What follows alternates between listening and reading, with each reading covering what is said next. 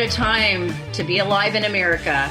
And it's literally crazy out there. I mean, this is like probably one of the most contentious elections I could ever imagine happening. And it's so close. And there's so many concerns.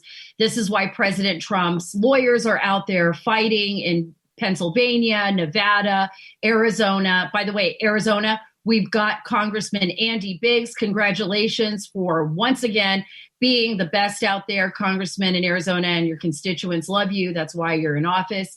I'm excited to have him on the show, and he's going to be filling us in on the latest details. Arizona, super important, pivotal state, everyone. It's very important. Those 11 electoral votes could really shift this election any which way. And right now, we're seeing a lot of the votes right now moving towards President Trump. Very strange that Fox News called so early the vote count there. There's been a lot of people very upset about that. They called it for Biden in Arizona. Right now, it looks like, I mean, we don't know. We don't know. I don't have a magic, 8-ball here or anything like that, or a crystal ball. But what we do know is that it looks like Arizona could end up flipping back and going to President Trump. We're going to talk to Andy Biggs about that, so you've got to listen in on this. But before I go any further, I want to talk to you about something. You all know we are at a crossroads, and there are people trying to tear down so many things that we hold dear, tear down our history, our heritage, from attacks on our founding fathers to attacks on the men and women in blue who defend our country. We're facing an assault on our most cherished freedoms. That's why I've partnered with my friends at AMAC. I've partnered with AMAC. And they are standing up to defend our freedoms. Yes, AMAC provides valuable discounts and benefits to those who join, but more importantly, they do so while boldly defending our Constitution, civil liberties, and basic moral compass. AMAC is fighting for you folks. My friends, will you stand with AMAC, or will you let them stand alone to fight against the liberal socialist storm? And it is a storm that's trying to blow down your country. I stand with AMAC. And I hope that you will too. I encourage you to join today at amac.us/Carter. That's amac, AMAC.us/Carter. The benefits and membership are great, but the cause is even greater. Join amac.us/Carter. Such a great organization. I'm telling you, I feel great about pushing AMAC here and getting you on board. Really, they care about our country and defend our freedom. And that's what we're talking about today. We're talking about our freedoms and our duty as American citizens to put in our vote and what that vote means and how important that vote is to all of us. Every single vote, legal vote, counts. We don't want just this hodgepodge of votes floating around. We don't even know. All these weird videos. I mean, I don't know. Do I know if they're real or not when we see these videos on social media platforms of people showing up at polling stations late at night, inside a van, basically pulling up at 4:00 in the morning in Detroit at a ballot counting station, and they're getting out their radio flyer and loading it up with coolers and boxes and all kinds of things, and then rolling them in to the building. What do we know? That shouldn't even be allowed. There shouldn't even be a perception. I don't care if the guy is taking lunch for everyone. It should be coming from Chipotle. And I'm not doing an ad for them. I'm just thinking of Chipotle because I'm really hungry. It should be coming from Chipotle, big bag, with the guy delivering it by Uber Eats. And I'm not doing an ad for Uber Eats, but I'd be more than happy to take some time to talk to them if they ever want to reach out to me. But seriously, look at Detroit. Look at Pennsylvania. Look at what's going on in Allegheny County. I was talking to a source there that is so concerned. You know what? I am going to actually quickly read what a source there has told me. I'm going to read around the outside of this, okay? Because this is someone I know and someone who is not going on the record. They're fighting the fight out there, and they're really trying to do what's best, ensuring that every legal vote is counted. And this is in Pennsylvania. I'm on the front lines in Allegheny County. It's unbelievable. The issue is that it's basically we've ceded our control over to the local electoral process to the Dems. They operate with impunity, and cheating is something they celebrate and at which they excel. They have carted off ballots for months across the country and have them staged, possibly in their garages, awaiting a firm number that has to be produced to cover the delta. Then voila, they just show up out of nowhere.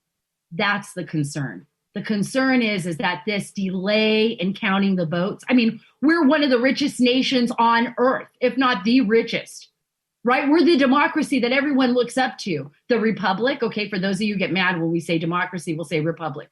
We are a republic. Our votes should matter. We should have a simple system. We should have a system that, yeah, we've counted the votes. Look at our technology today. For crying out loud, I can't even tweet without Jack Dorsey, like reading every single thing and having some kind of algorithm to basically silence my voice. If Jack Dorsey can silence us, we can count votes. Why is this happening? And that's what I'm going to talk. I'm going to talk to Congressman Biggs about, because we got to know what's going on in Arizona. Look, the New York Times, which had called the vote for Biden in Arizona, gave him the 11 electoral college votes there, pulled back this morning. They actually pulled back and said, well, we can't do it because we don't know where this is going to go. This is why you don't call things early. Let the process play out. But we should be able to count those votes. We should be able to count those votes. My brother actually lives in Arizona, and he was texting me this morning. He was saying, what is going on? Do you have any news? I'm an Arizona resident. I don't even know what's going on here. I don't even know when the votes are going to come through.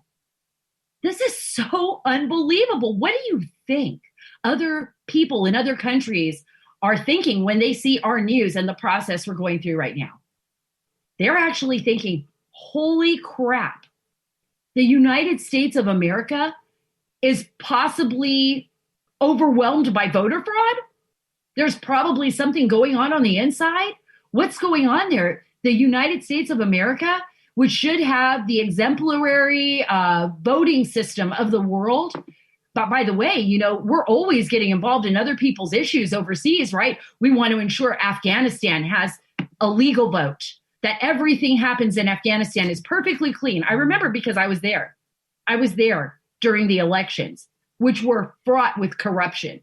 The United States, our military was trying to oversee the elections in Afghanistan. It got to the point where the Taliban was literally chopping fingers off of women who were voting and people who were voting because they wanted to ensure the sanctity of the vote. So they put dye on people's fingers when they voted. And that was a mess.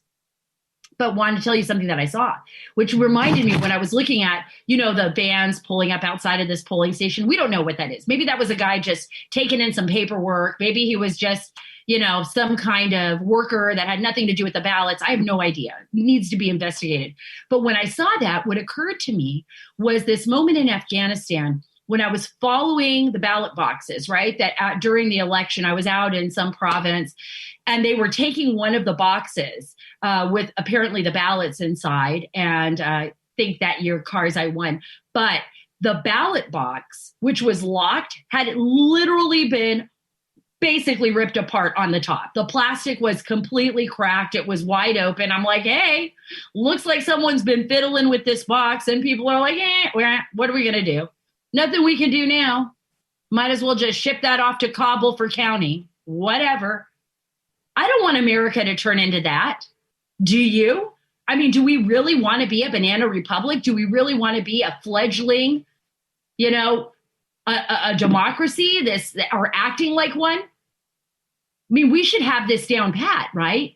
There shouldn't be this problem. Thankfully for the courts, we'll take it through the courts, but I'm really, really worried. Look at what's happening right now, the lawsuit in Nevada, and the concern that 10,000 people voted that were illegal votes. Those votes don't even count because they didn't even live there for 30 days, like the law stipulates. And then dead people, a lot of dead people are voting. That's weird. Don't you think so? I mean, people born in 1902, 1910 showing up, voting. I don't know where they're coming from. Are they 100 and something years old? Maybe, I don't know. But we should look into that. I think that's important. And I don't think that it's fair that these mainstream media outlets, every single time we question anything, want to call us conspiracy theorists. Oh, by the way, look at my Twitter at Sara Carter DC. There's this big jerk in Washington, D.C. He's a lawyer. He represents the CIA and a bunch of other people. He's like, oh, he was the guy that talked about cooing the president on Twitter, and he talked about impeaching him. He came after me last night. I had a few words with him. His name is Mark Zaid. I probably shouldn't even say his name because you know what? I'm giving him too much airtime. So I'm going to move on. But we're going to talk about those issues actually with Congressman Biggs. He's somebody who I highly respect, and he's got his ear to the grindstone in Arizona. The congressman does. He is also chairman of the Freedom Caucus, and that, to me, that group, I mean, Mark Meadows used to be chairman of the Freedom Caucus. Now you all know he's the chief of staff at the White House to President Trump. But I tell you, Biggs picked up the helm, and he is leading the charge and representing us, the American people, and fighting for our freedoms. But before I get any further, I have something to share with you. It's another great product that I like to talk about here, and it's Super Beets soft chews. And by the way, I took them this morning. These are Super Beet soft chews. You're missing out if you're not taking these. They taste like Skittles. I keep telling everybody that. They taste delicious. So you never feel like you're taking a vitamin or anything like that. You feel like you're actually eating candy. So you got to hide it from the kids, but it's so good for them. Super Beet soft chews. They combine non-GMO beets with a powerful new ingredient. It's a grapeseed extract. The grapeseed extract is used in Super Beet chews, has been actually clinically shown to be 2 times as effective at supporting normal blood pressure as a healthy lifestyle alone. Better blood pressure means more energy, the way nature intended, without all the jittery, crazy caffeine or stimulants that I drink every single day, multiple times a day. I can tell you that Super Beets doesn't give that to you. It does not give you the jitters. So do what I did and support your heart health with delicious Super Beet chews. Get your Super Beet chews today at getsuperbeets.com/Carter. That's CARTER. Remember that, getsuperbeets.com/Carter. And when you buy 2 bags, they'll throw in a 3rd bag for free. That's getsuperbeets.com/Carter. Before we move on, let's just talk about a couple of things because we've got just a few things as we get ready to bring on Congressman Biggs. One is the Trump campaign's plans to for the lawsuit in Georgia because it's very narrow there. So we're going to keep our eye on Georgia. They're filing a vote counting lawsuit. We're going to look at that. That may break on this show. It may not. By the time you hear this, you may already have the answer to that. But that's something that we're going to keep an eye on, and that's something that we're going to continually monitor. Like I said, we saw Corey Lewandowski speaking in Pennsylvania, talking about the fact that even though the courts have ordered a 6 feet, basically that our Republican poll watchers can be within 6 feet of the people that are counting the ballots, they have literally moved the machines to the back of the building.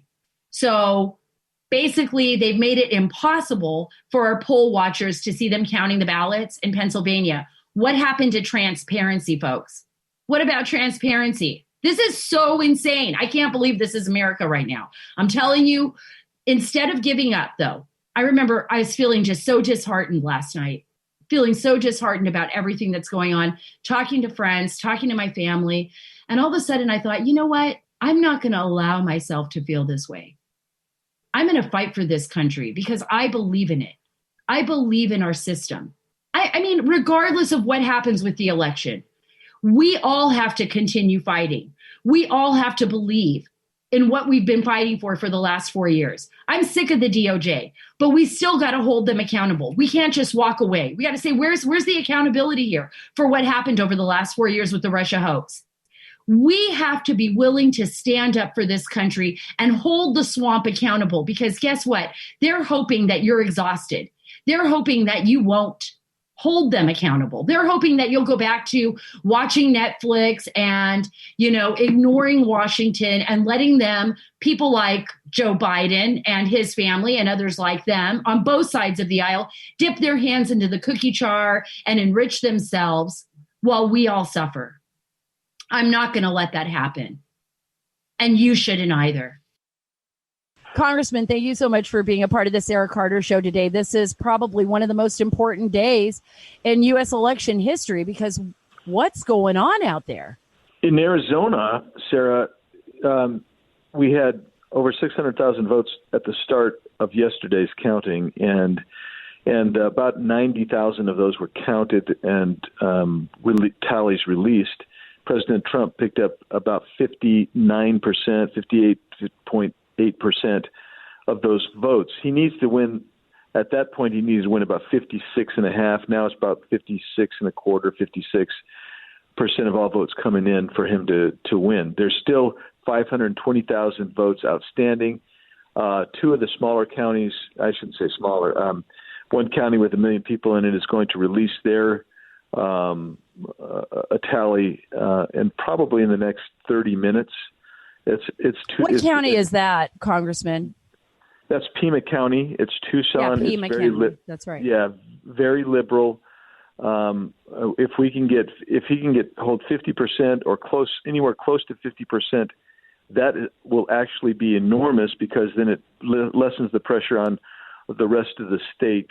There's only one or two other liberal counties. The rest of the state's pretty conservative. Maricopa County is going to go pretty strongly for the president, so that if we can stay close to 50%, it's going to offset and make it easier. We won't need quite as high percentage out of Maricopa County. Do you think the president actually has the ability to win Arizona, and will we find that out today? I know my brother lives in Arizona. He's so stressed out. He's saying, I just don't even know where to look online to find the truth about what's going on in my own state. Here's what I would say. I don't think you're going to find it out today. Okay, answer first question. President Trump will win Arizona, I believe. There's enough runway left. There's enough ballot votes to count. What we were seeing the last few days is Republicans returning ballots almost 2.5 to 3 times as many times as Democrats. Independents, more than twice the number of Democrats. Democrats shot their wad at the beginning. They got all the early votes and ballots. That's why they came out with that lead. So that's point one. Number two, you won't find that out today. Arizona counts first in ballots first. So we are just now starting to get to day of ballots. That's what they're counting today. There'll be other dropped off ballots and stuff and provisionals counted tomorrow. I would say probably in the wee hours after midnight on Saturday, really early morning Saturday is when you'll discover it. I would say if you really want the truth and facts about what's going on, I would go to my Twitter handle or my Facebook, and we're trying to keep those up to date with data as we get it. Please give them out right now here on the show, because I want everybody to be following Congressman Biggs. You got to follow him. Not even if you're not a citizen. Even if you're not a resident of Arizona. I laugh about that only because I've been hearing rumors that people are voting, they're finding votes, and there are people that are non-citizens, and people that aren't even residents of some of the states, and finding votes of people that are no longer alive, which is very interesting. So hopefully they get all of that sorted out. But for all of you out there, please follow Andy Biggs. What's your Twitter handle there, Congressman? My Twitter handle is Andy Biggs 4AZ. Andy Biggs, the number 4AZ. When you start talking about non-citizens voting and dead people voting and cats and dogs voting and fraud everywhere, in a kind of a way, none of us can be shocked by this, can we? I mean, this is. I've long held that if the American people have a choice between freedom and tyranny, they're going to choose freedom. But there will be those who want tyranny, and they're going to go after any way they can to get the power. And that's what we're seeing. They want this power. And so none of us can be shocked at what we're seeing. Why do you think that is, Congressman? I mean, we think about this all over the world. People are looking at the United States as an example. We're supposed to be a beacon of light, of a republic, a democracy that sets itself apart from everyone else. And we just cannot get our presidential election in order. I mean, it's really an embarrassment. And the fact that some of these states, I mean, what happened in this election with COVID-19? I'm going to ask you a question about this because the CDC came out just the other day and said, oh, even if you have COVID, as long as you're wearing your mask and you let someone know, you could go to a polling station and vote. I couldn't believe what I was reading. I thought it was The Onion. I didn't even think that was true. But they made all of these mail-in ballots. They sent them all across, universal mail-in ballots all across the country, based on these voter registration rolls that we hadn't even validated yet. I mean, there were people on there that had passed away, people that had moved, people that no longer lived in the state. What is going on here? No, that's exactly right. So it's been very weird to me and disconcerting that the states have handled this in what I would call a very blatant series of ministerial moves to protect their candidate. And their candidate is not Joe Biden. Their candidate is anti-Trump. And so they tried to set up these regimes to allow people who aren't qualified to vote or shouldn't be voting to vote.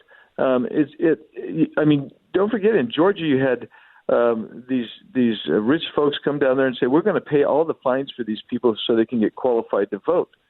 So they're basically buying new voters is what they were trying to do in Georgia.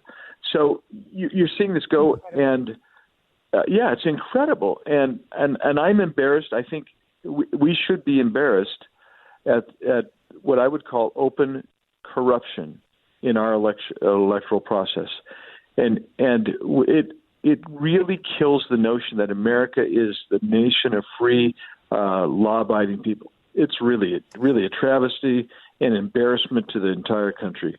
Well, I have a friend who's a lawyer, a friend who spends a lot of time in places overseas like North Africa and has been to, other parts of South Asia, like I've traveled as well. I talked a little bit in the opening monologue about all the corruption I saw in the elections in Afghanistan, even though we were trying to oversee it. I mean, there were canisters, containers holding ballots that were broken wide open, all kinds of issues, with elections like that. And I was talking to this friend of mine and they were saying, look, it makes us look no better than Nigeria. But at least in Nigeria, it's corrupt. Here, we're trying to pretend it's not corrupt. And this is somebody who's actually looking into this. Now, there's a lot of lawyers, congressmen, that are out there scattered across the country on Trump's team that are fighting.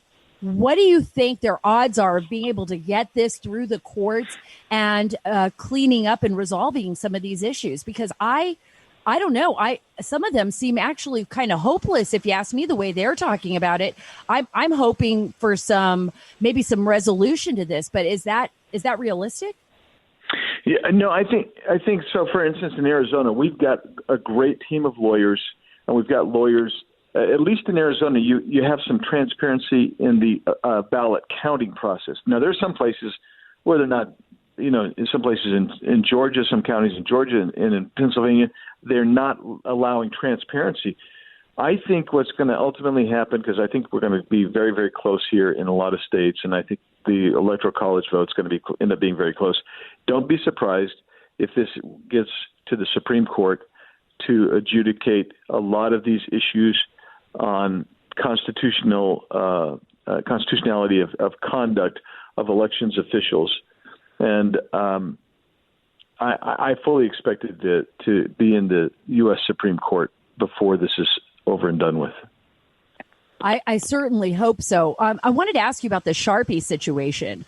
And this has to do, for all of you out there that don't know what's going on here in Arizona, but there were a lot of complaints and they were coming up all across the board on social media that there were people at polling stations handing out Sharpies for people to fill out their ballots. And once they filled out the ballot with the Sharpie leaked through the ballot. So it damaged the opposite side of the ballot. And those votes apparently were not being fed into the system or were being rejected by the system. Now, in Arizona, I think the Secretary of the Election said that this is allowed, that Sharpies are not a problem.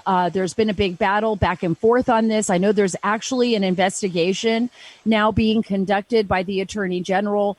What are you hearing? Is there an issue with the Sharpies, or was this kind of blown out of proportion? I've heard both from credible sources, so I'm not quite sure what to believe yet. But I understand that there is a public interest law firm that has taken a case, and they have plaintiffs, and there were several hundred people at least who believe that their ballot was not processed because of the use of Sharpie, and that the elections officials would not let them switch pins or give them a different ballot. So, that's a lot of people. That's quite a few people. That doesn't sound like anything to ignore. Right, and so my understanding is that they filed that lawsuit and are trying to press that. I don't know what the Attorney General is doing, except for they were actually put together a task force to look into to see if there had been potential voter suppression because of that. So we're still trying to find that out, and that's part of the confusion in Arizona, the Sharpie issue. And I mean, it's like Sharpie Gate. Yeah, it's Sharpie Gate. Everything has a gate at the end now, ever since Watergate. Isn't that weird? That's kind of weird, because I'm just saying it was named after an apartment. So yeah, that's right. That's I keep saying we got Sharpie Gate going on right now in Arizona. Yeah, I mean, and the defense of it, what they were saying is that, well, it may bleed through, but it shouldn't invalidate it because it doesn't bleed through and blur or mar a voting line on the back page. Well, it just seems to me like, why are you passing out Sharpie pens if there's any question at all? I mean, we've always used ballpoint pens in Arizona. So. Right. That's a really great point, and it's really valid. And I hope that it answered. I know a lot of people out there. There've been a lot of people writing to me asking me about this Sharpie. We wrote a story about it, so they needed an answer to that. And I think you covered all bases until we find out what happened in this lawsuit. I want to ask you a couple of things, because really Republicans did an incredible job both in the House and retaining the Senate, and especially Republican women. I want to talk a little bit about the future. I know it's very disappointing what we're seeing right now. If by chance Biden does win this election, or vice versa, but let's just say Biden is the next president, what is Congress going to do? What is your major agenda? I know you're head of the Freedom Caucus. What are you looking at? What is the Senate possibly going to do with Republicans still in control of the Senate? And maybe do you think Nancy Pelosi is going to survive this, or what do you think? I'll take the last question first. So Nancy Pelosi is in some hot water with her conference because she was touting that they would pick up 10 to 15 seats, and actually it's the Republicans that are picking up seats and not Democrats. And by the way, we've got some great conservative women who are coming in, people like Mary Miller from Illinois, Marjorie Greene from Georgia, Lauren Boebert from Colorado, Yvette Harrell from New Mexico. I mean, these are great conservative women leaders, and so that'll be great. What's going to happen is we will have to really, really rely on the Senate to be the backstop here. I mean, that's just the bottom line. But I think the margin is narrowed enough here that there might be, on occasion, an opportunity to bridge the gap and work with a majority of Republicans to get a minority of, so you kind of create a coalition with some of the more moderate Democrats. Now, there's not very many moderate Democrats left. They've become very, very radicalized to the left. But Nancy Pelosi, you saw her move tremendously to the left, and that has frozen out some of her more moderate members. And some of those moderate members have got to face the fact that if they vote with Pelosi again, 90 to 95%, or whoever the Democrats' leader is, and they're throwing out the radical left-wing things that everything from Green New Deal to make D.C. the 51st state and Puerto Rico and all this stuff.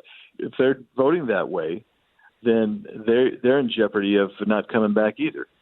I think strange thing, though, is that the squad all made it back. I mean, I guess that's not strange considering the support they have among their constituents.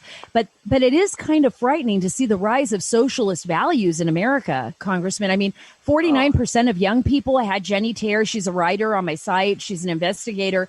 Do a story. And, 49% of the youth that were polled said that, they support socialism. I mean, this is not the America of my father and mother.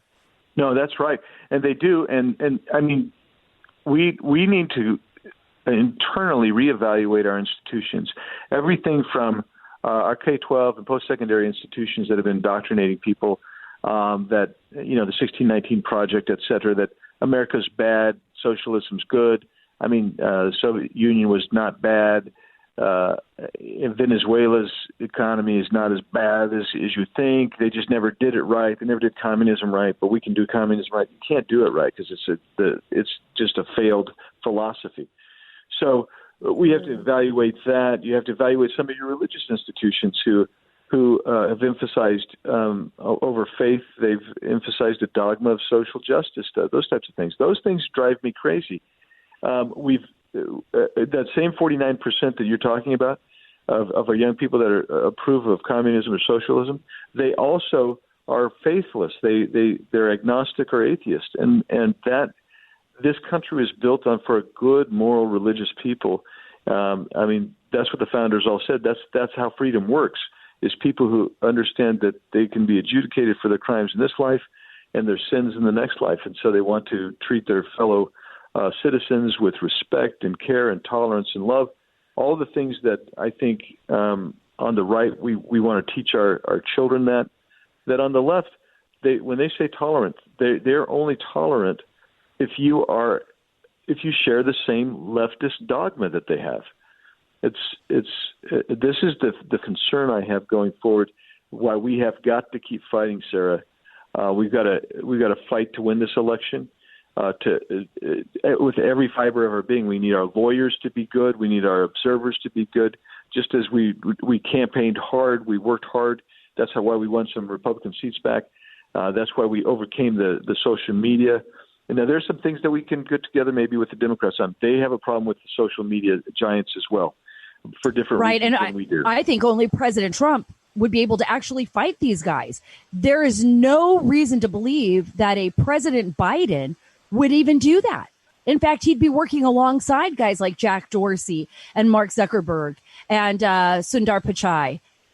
And that really scares me because that fundamentally could change our country's trajectory for decades to come. I mean, we may not recover from something like that. Before I let you go, Congressman, worst case scenario in your opinion? And second question, if you had the opportunity, and you probably already have, but if you would, if you don't mind me asking, if you had the chance to talk to President Trump right now, what would you say to him? Well, so your worst case scenario is that Biden wins this thing, and we can't beat it both in the election box and in the courts, and that the Senate falls to 50-50. And the House stays about where we know it's going to be more Republicans. The reason I say that is because there will be no stopping them then. It's everything that I've been talking, whether it's they'll create 4 new Senate seats by creating states. They'll Green New Deal. They'll implement the biggest tax increase in the history of the country and perhaps the history of the world. They will nationalize certain businesses that they think should be nationalized. They'll go to a single-payer health care system. They'll move to abortion on demand, again, federally funded. Everything from partial birth to late birth to post-birth abortion, which is infanticide. That's the worst-case scenario. What I would tell President Trump is, don't give up. Don't give up. And my advice is do not concede. I'm sounding like Hillary Clinton here. Do not concede. Let's fight this thing through. It is too important to give up. And that I believe that God put him there for a reason, and I believe that God's going to see us through this thing. But we have to be vigilant and fight like crazy to be worthy of God's mercy and grace in this instance.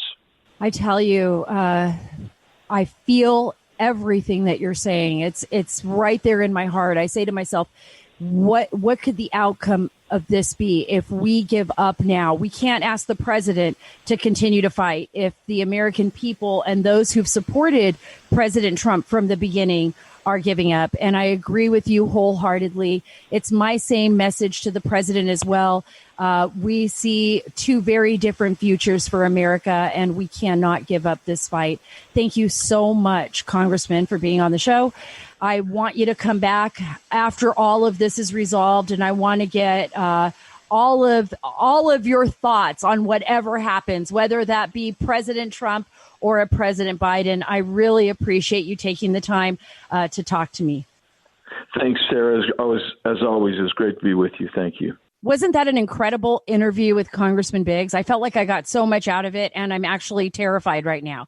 And you know, when he talked about like cats voting, I'm sure it was not my cat Barry. I'm positive, because I've been watching Barry. He's just been outside hunting all the time.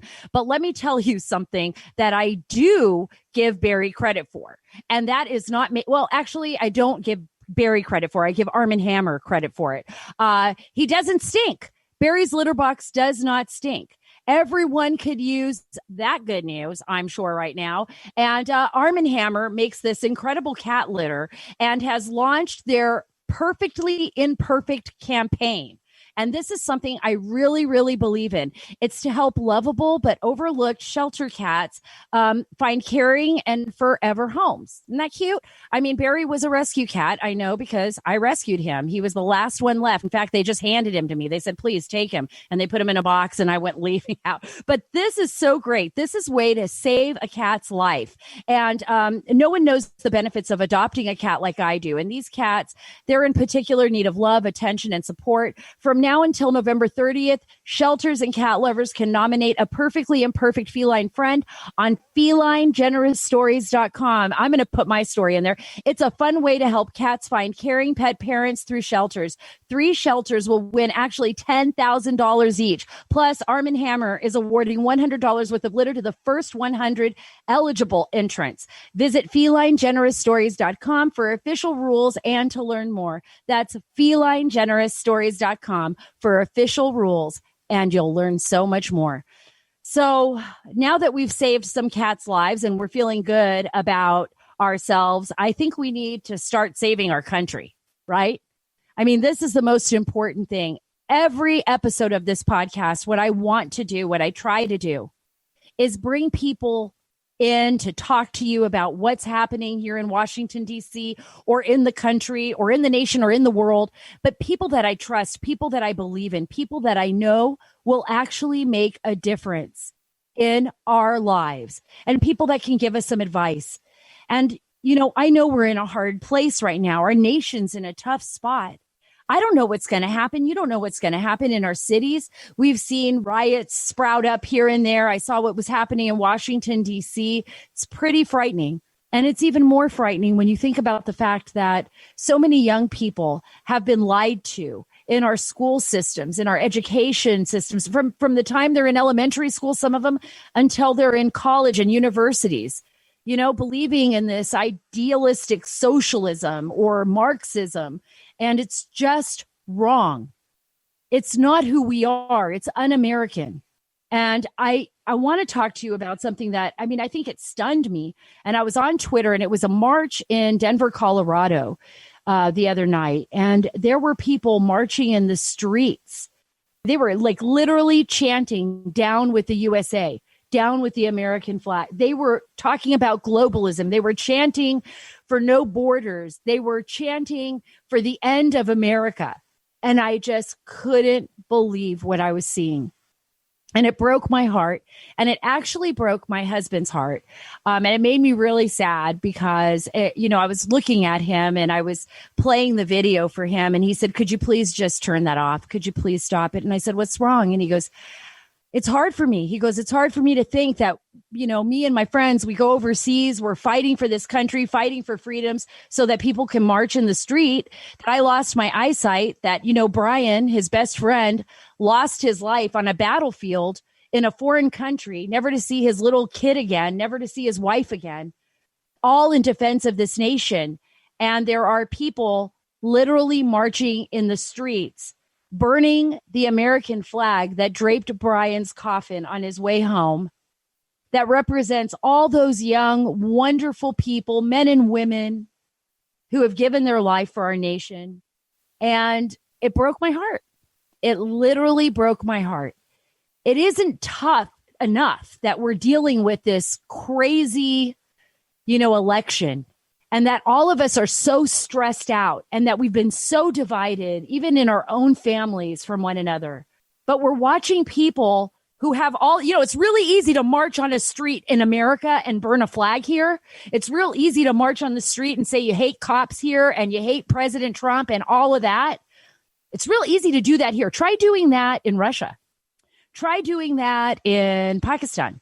Try doing that in Afghanistan. Try doing that almost anywhere else in the world other than, a European nation, a Western nation that's like us. And even there, it's tough. You don't have the same freedoms. Try doing that anywhere else in the world. Watching my husband just be so upset about it, so torn up about it, broke my heart. And first, I want to thank every single one of you out there who's a service member or somebody who works in law enforcement or in our intelligence community that spends every single day protecting our nation and protecting our freedoms and protecting us from the perils that exist out there. And I want to say thank you. I want to say thank you for everything you do, because even though it broke my heart to see all those people marching in Denver, Colorado, and, basically anti-American chants. And by the way, there were some kids in that group. I got to believe there are more good people. There are more people that believe in this country, believe in freedom, like Congressman Biggs, like other people I know. There are more of us out there than them. And when we think about it that way, when we really believe in that, when we really believe in each other, and when we keep the faith and the hope, in the end, no matter what happens in this election, we are going to win, because our nation is going to win. And for that, I love you. Again, thank you for being a part of the show. I'm coming to you from the beautiful Radio America studios. Remember, you can follow me at Sara Carter DC. And for everything else you need, go to saracarter.com. You'll find everything there to follow me on all of my various platforms. Remember to also subscribe and give us a 5-star rating on whatever podcast app you listen to, whether it's iTunes or Spotify or anything else. We read your reviews. We want your reviews. And here at the Sara Carter Show, we are taking the story back.